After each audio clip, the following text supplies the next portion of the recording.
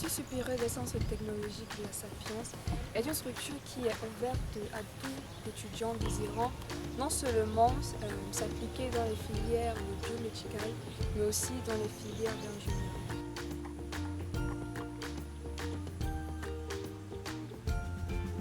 D'abord, nous aurons une introduction suivie de la présentation de la structure d'accueil. Ensuite, nous aurons la présentation au moins de notre thème, suivie de les difficultés rencontrées des suggestions que nous faisons à cela. Et pour terminer, nous aurons une brève conclusion. En guise d'introduction, nous pouvons dire que l'Institut supérieur des sciences et technologies de la Sapience est une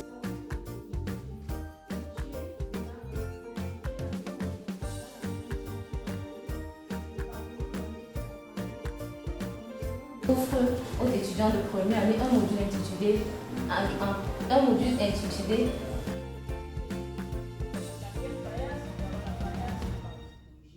où nous avons pu réaliser la mise au point des niveaux.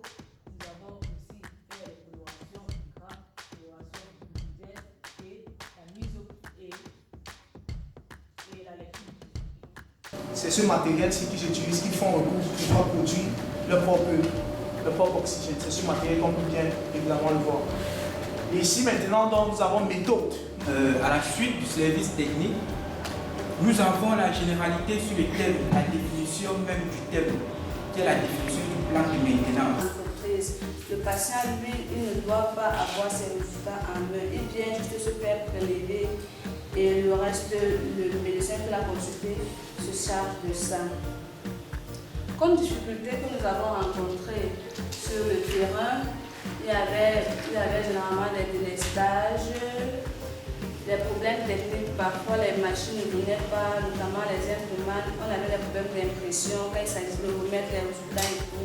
On demandait aux patients d'attendre et ça s'évitait vraiment les patients parce qu'on les a déjà renvoyés. Quand ils reviennent récupérer leurs résultats, les résultats sont prêts déjà là, mais et même déjà saisi, on ne peut pas imprimer puisque l'imprimante est gâtée. Et pour cela, il faut donc un maintenancier prêt à agir à tout moment. Donc quand il y a un problème, il doit être là pour agir.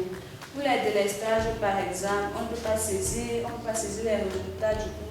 Les patients aussi ne recevront pas leurs résultats à temps puisqu'il n'y a pas de lumière.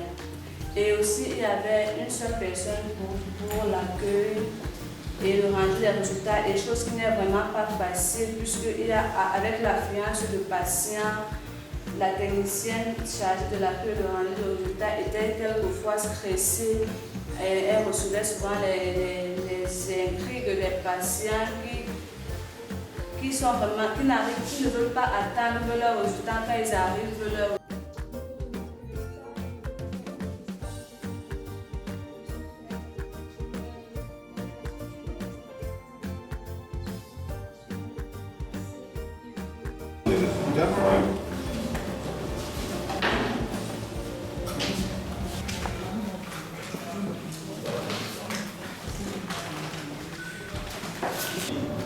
Avoir, c'est important dans la centrale à un compromis.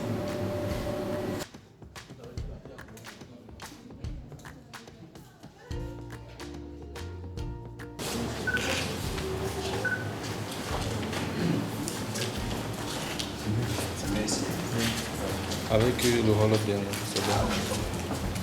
C'est bon placé pour vous?